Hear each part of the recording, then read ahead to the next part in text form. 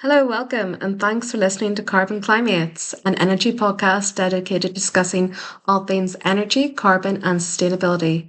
We also like to point out what's getting hot aside from our planet.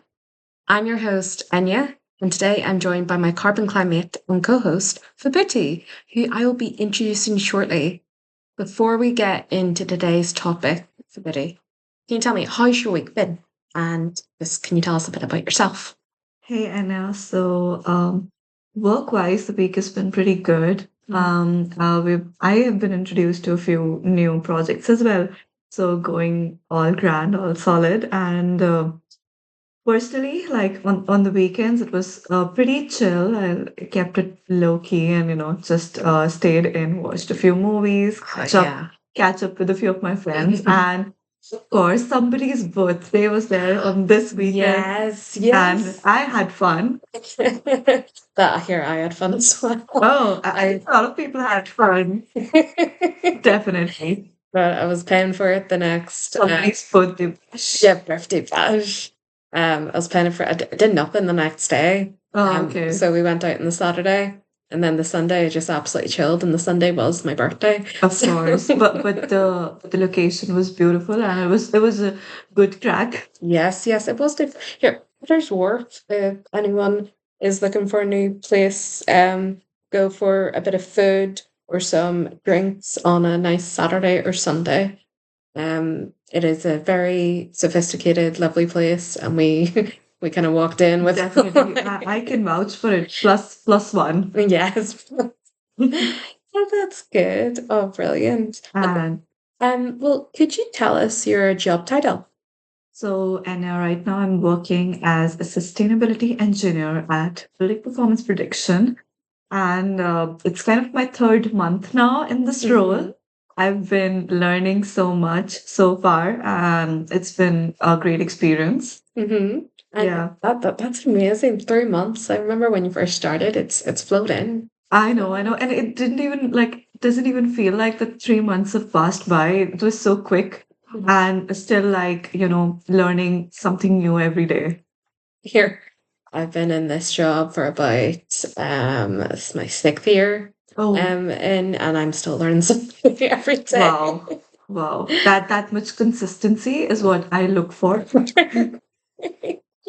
Well, how long have you been in the sustainability sector for Biddy? So, like in the sustainability sector, I think I would say it would be closer to 1 year, Okay. counting my last experiences in my placement. But in the building sector, I would say it is 2.5 years almost, Right.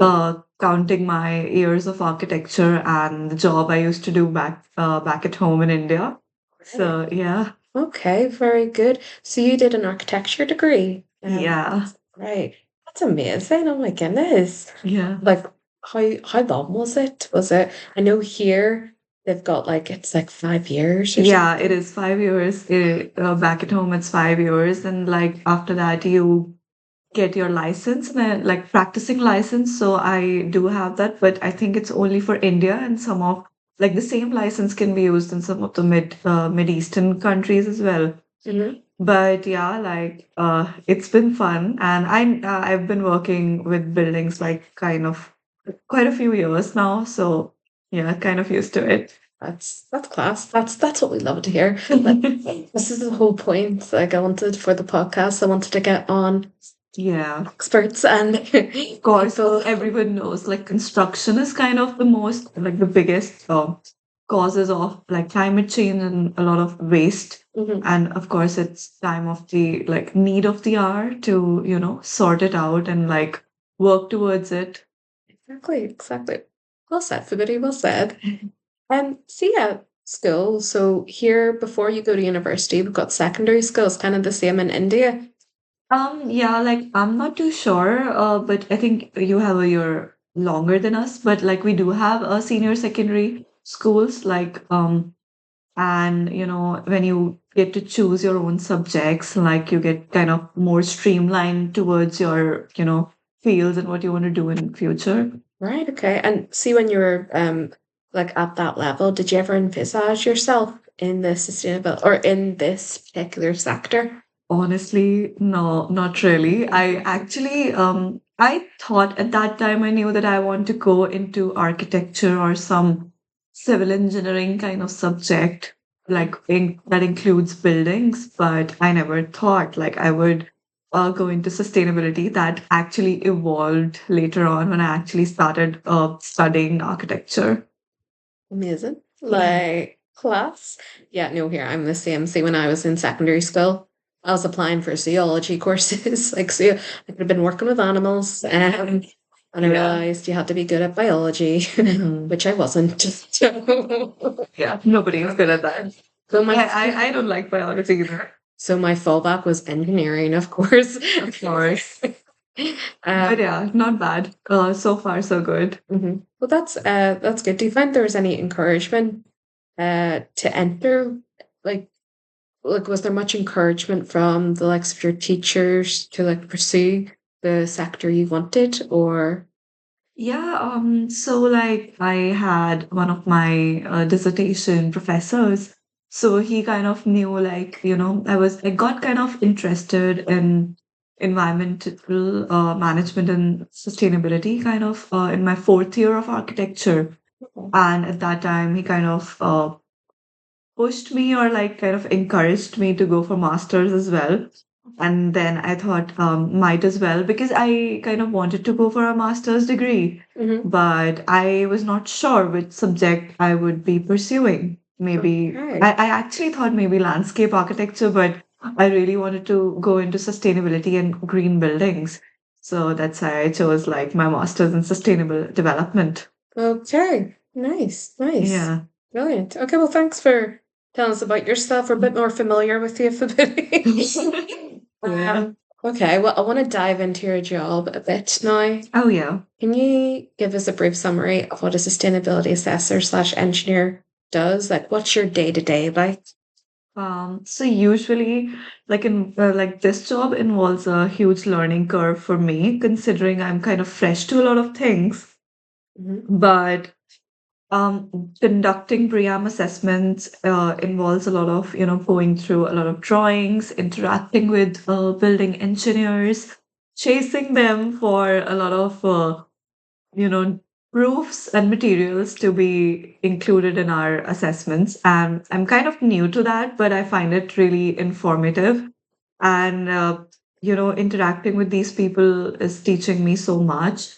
Even going on sites, which I haven't Mhm. been on many, like, I haven't been to many sites yet, but just the one that was really good. And I learned so much. Mhm. From the site engineers. Yeah. Right, okay. And oh yes, you recently got your CSR card, your Oh construction skills yeah, register. I did. I did. As Alison said, it's kind of official, like going on site.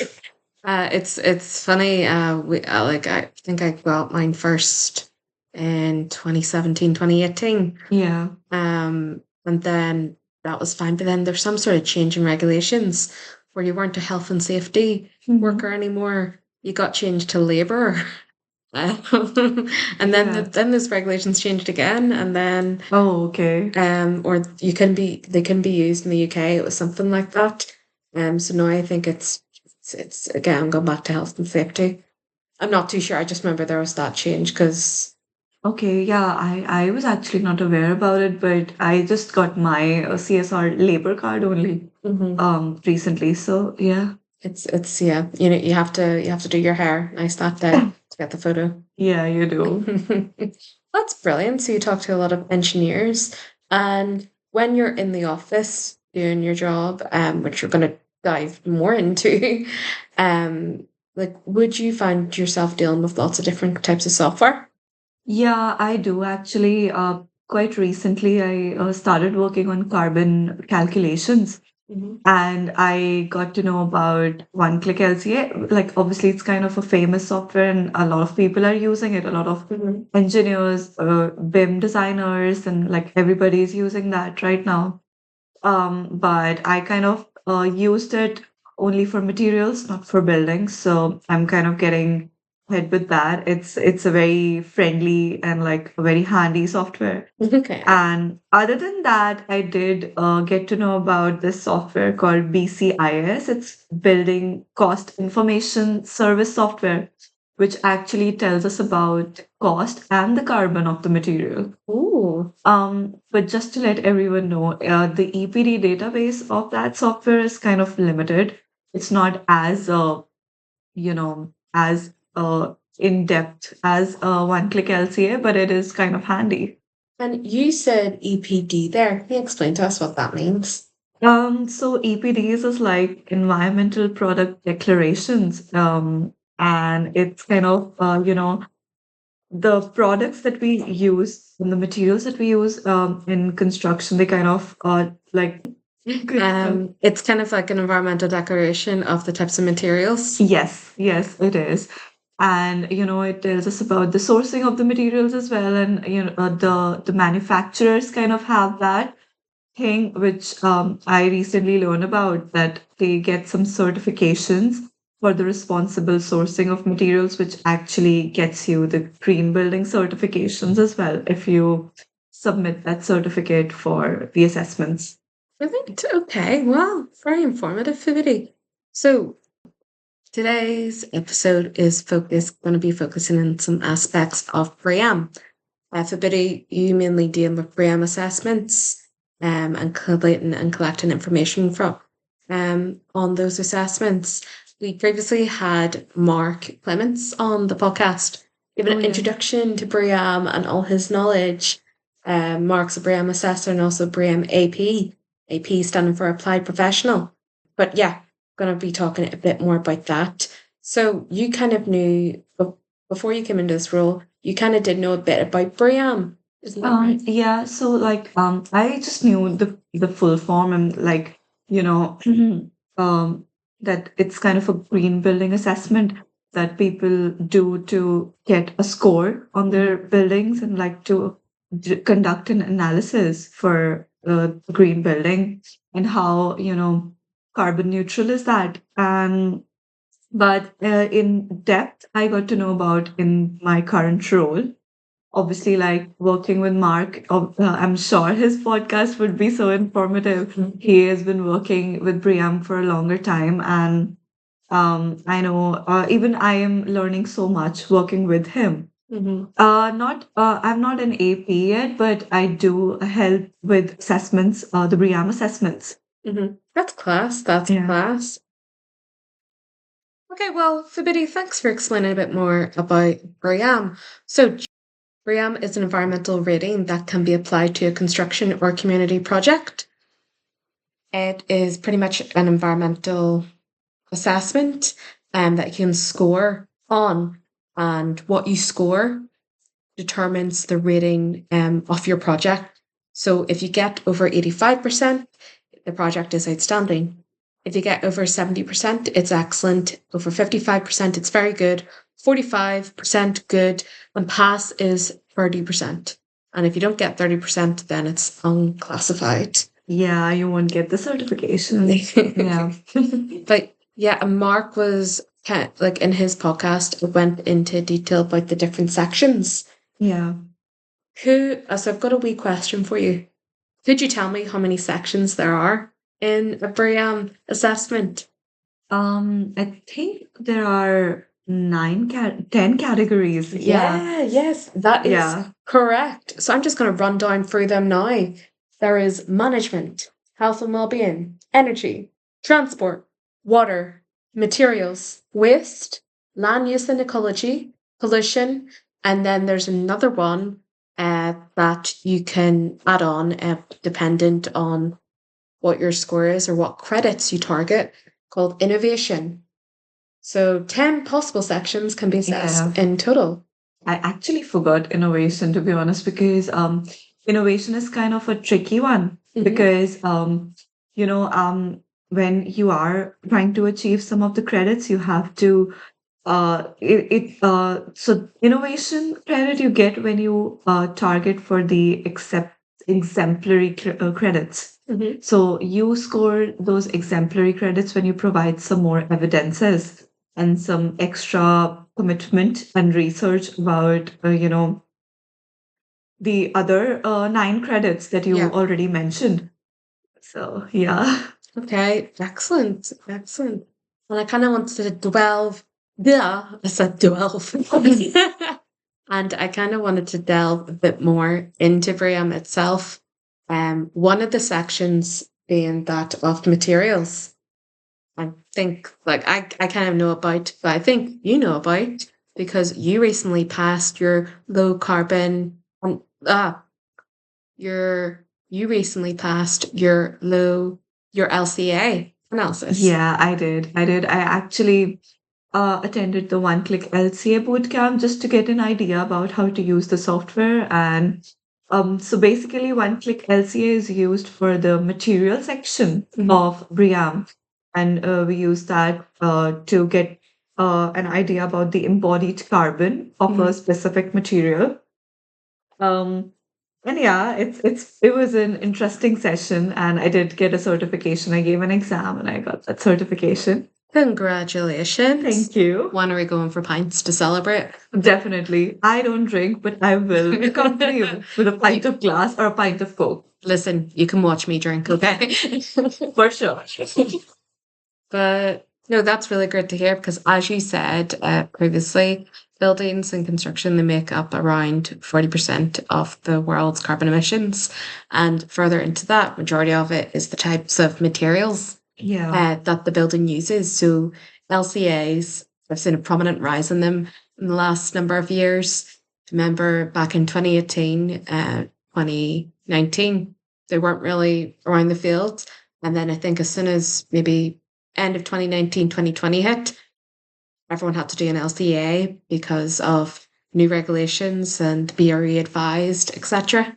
Yeah, and personally, I feel it is kind of a necessary step towards reducing the embodied carbon and towards like carbon neutrality in terms of the construction sector. And I think it's a good initiative that everyone, I think a lot of companies are taking, a lot of construction firms and infrastructure people are doing nowadays. Excellent. And pretty much just to summarize what an LCA tool or assessment is, it's a summary of the materials used in the building, and you pretty much, it shows you how much carbon is emitted. And yeah, I think that's it. Yeah, that sums up pretty well. Okay, excellent, excellent. You've just one more detail about this, and then I'll move on and stop pestering about it. Okay. Yeah, sure. Do you find that there was any useful guides to read up on? Because folks, in my head, and I'm always thinking about the future. Okay, in my head, LCAs are really big in London or the likes of England now, where they're needed. Doesn't Probably not going to take long for them to come over to Northern Ireland, where there would be a requirement for them.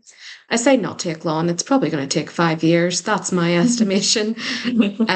But it means that people maybe in universities, at school, learn what they are now. They can go into the workforce, have a skill set, maybe decide if they want to travel down that route. In my head, there's going to be a lot of work for them. Yeah, I think you are right. But I am sure like there are so many online platforms right now that students or even working professionals can refer to at this point. And the Click LCA website itself has so many courses, like free courses, and so much, study material for everyone. Okay. Moreover, I can actually recommend some of the courses on LinkedIn. If there are a few readings as well, but personally, I'm not a fan of like many, reports, and not a reader myself. But there are kind of some references which I can share with you. Okay. Yes, I like. Yeah, here when this episode that goes out, you'll get tagged, and Definitely, I can share some references, and like that can be, you can post it or share it with folks. excellent. I'll put it in the episode thing. To be honest, I've been doing this. This will be my. Oh, I haven't decided if it's my 9th or 10th episode. We'll see. But I've been posting the links and the likes of they've been showing up on Spotify, Apple Podcasts. But I don't know if anyone's looking at that. Like, I'm sure some people would. I'm trying to think of the psychology of like listening to a podcast, like, yeah, I read the bio. Or do I just be like, that looks like a fun title? Let's go. That is true. That is true. But like for starters, I would say if somebody is looking to become an LCA expert, they can actually go to the One Click LCA website, and there are some really good online courses Okay. The one put for beginners, like, just because ultimately you'll get the knowledge by conducting those and that assessments, like when Mhm. you use the software. So eventually you would get more efficient on that. But just to start off, just to give it a push. Okay, brilliant. Well, thank you for for discussing the likes of LCA and BREEAM. Now we're gonna move on to the yeah. Now we are going to move on to the break and BREEAM round. Oh wow, sounds exciting. You be you be half correct. Okay, we'll see. Hopefully, I am scared about it because I am kind of new to this, but every time, like there is a first time. There is always a first time. So I'm gonna yabber off some facts here and just want your opinion on them. Okay. So every 1 in 14 people globally work in the construction or building industry. Really? Yeah. I was not too sure actually about that. I thought it would be more like 1 to 6 ratio or 1 to 10 ratio. Okay. Well, listen, I got these facts and figures from Sustainable Construction, facts and figures, changers.org. Okay. It's a Yeah. reliable website. I am sure. I am 100% sure about that. No, that's the thing. Okay, I'll check that. You know what, Betty? When I next have you on, I'll check that data and get back to you. Okay. So my next fact is apparently we need to build 13,000 buildings each day to accommodate the expected increase in population by 2050. Really? That is insane. That is so insane. Like, do we even have that much land? Exactly. I don't think we have that much land or even the resources. Or even like, as you said, planet is getting hotter and Yes. warmer every day. Yeah. Like how are we gonna include all those? Like from where we're gonna get the energy? It's funny because you find when I talk to maybe clients or contractors on the phone, and they're just like, you go for the general flight, like, niceties at the start, and they're like, oh, how's the weather over where you are? Because usually they're usually over on England or the mainland or Yeah. Scotland. They're like, it's actually quite sunny over here. It's like, it's quite a nice temperature. What about you? It's like, yeah, we've got a quite nice temperature. It's around like, 7, 8 degrees. Like, Yeah. what's wrong with you? That is so true. Got another interesting fact for you. The Wow. Burj Khalifa, it required the equivalent of a small US city population to construct. Really? Mm-hmm. Oh my goodness. That is. I No, did not know that. you can tell this is an American fact because it says small US population. Did you know that this is kind of going back to one of the BREEAM topics we talked about? Yeah. Not the BREEAM topics, the BREEAM assessments we talked about. Yeah. The likes of pollution. Yeah, pollution. So did you know yearly the UK's Environmental Agency has to respond to around 350 serious pollution-related incidents caused by construction? Oh my God. That Yeah. is too many. That is a lot. And A it's lot. like, serious pollution-related incidents. So the likes of having BREEAM on a construction project, where the pollution is being assessed or monitored, is really important. It is actually because if everyone would incorporate that, it would significantly reduce the complaints and like the accidents that happen and like that cause pollution so much. Okay, yeah. I'm going to move on to ask you some hard questions now. All right. These are really hard. Don't make me nervous. These are really hard for Biddy, and you should have really studied for them, okay? Oh my God. I did not. But yeah. I'm ready for it. Okay. Who owns BREEAM?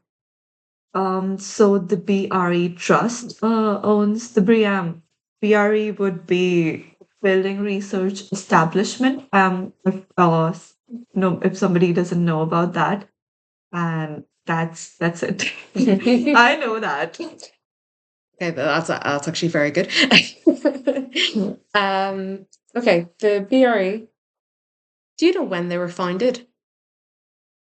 I think it was early 2000s, but I'm not too sure about the year.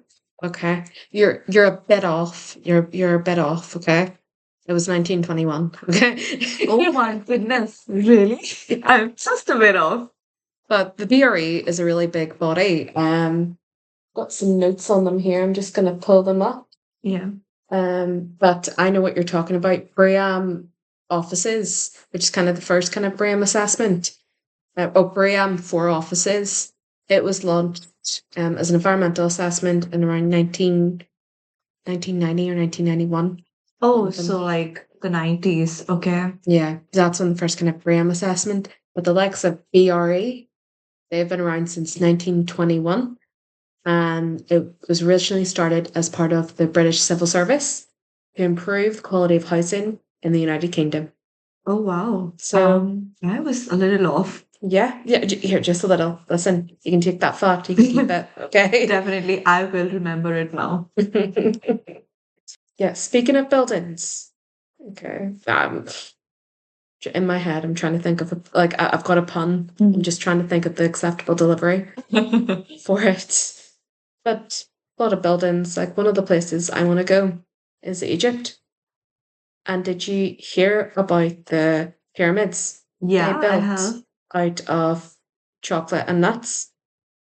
It's When called did that happen? it's called Ferrero Rocher.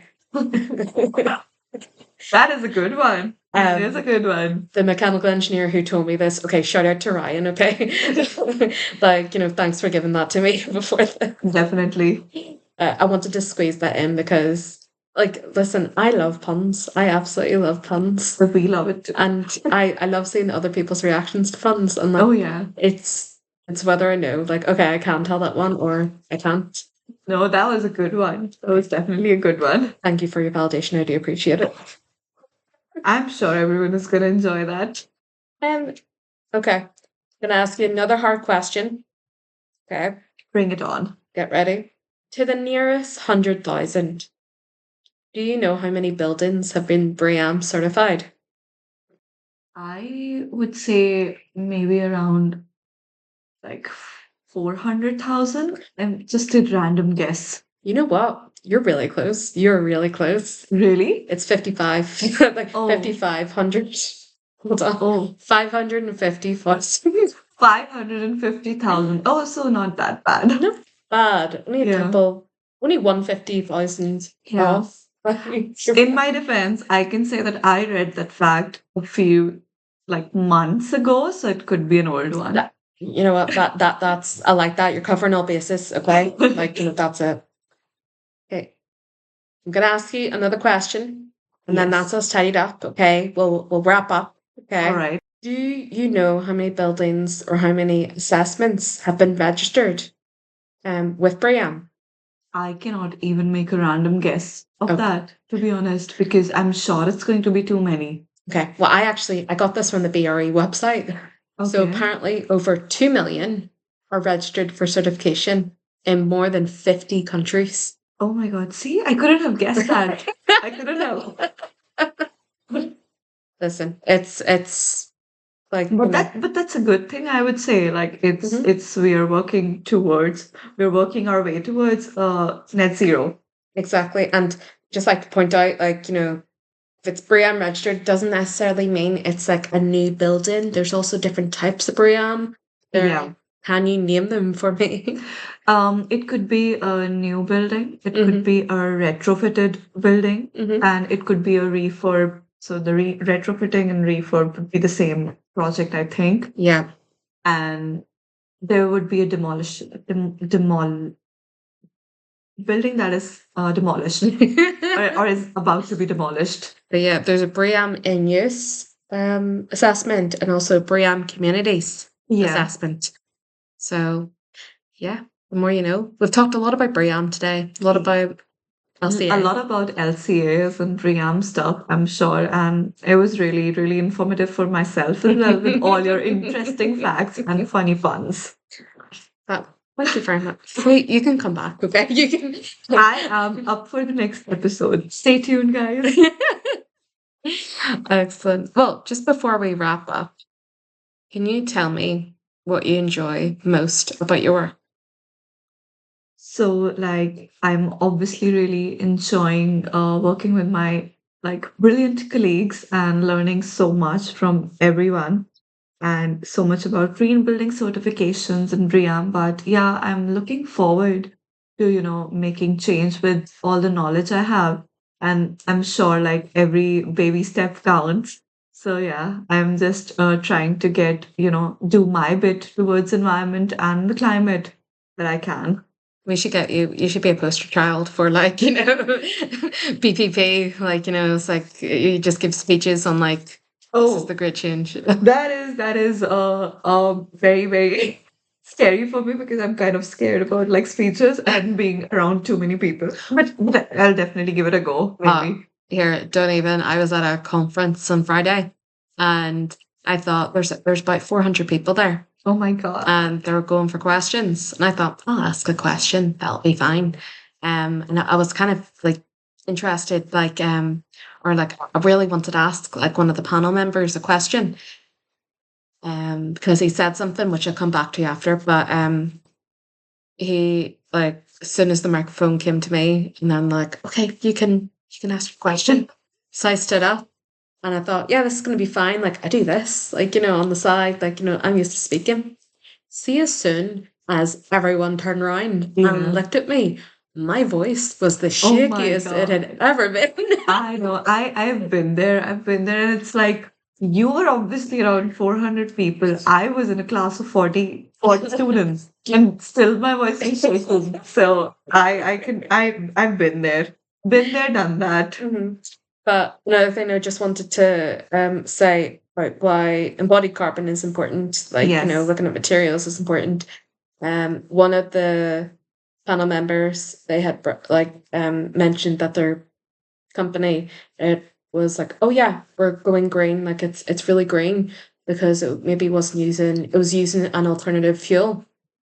So instead of petrol, it was using, I won't say it, but like it wasn't using as much petrol as its competitors. Okay. And one, and so I'm like, okay, that's grand. You're reducing carbon that way. Mhm. However, the alternative to not using petrol, in my mind, was um more using more materials Oh in yeah. their process. Kind of like a vicious cycle, I Mhm. must say, because even though like we do have a few really good materials, like good fuels coming up that are kind of sustainable and have low carbon impact, but I'm sure you must have heard about HVO.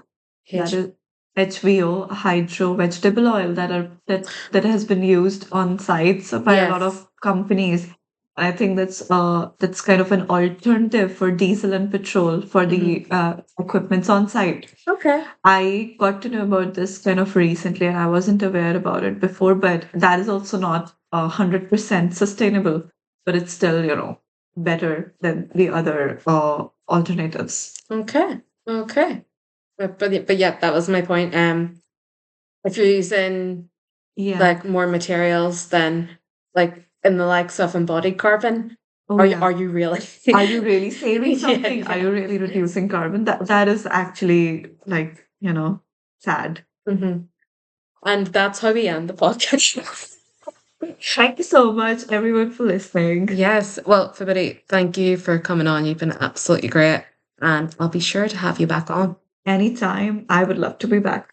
Yeah, because nobody can see me here and I can speak. Okay, well, thanks for listening to Carbon Climates. If you make sure you follow us on our Instagram at carbon_climates to keep up to date with all our latest news and episode releases. Yeah, no, thanks for listening, guys. Bye.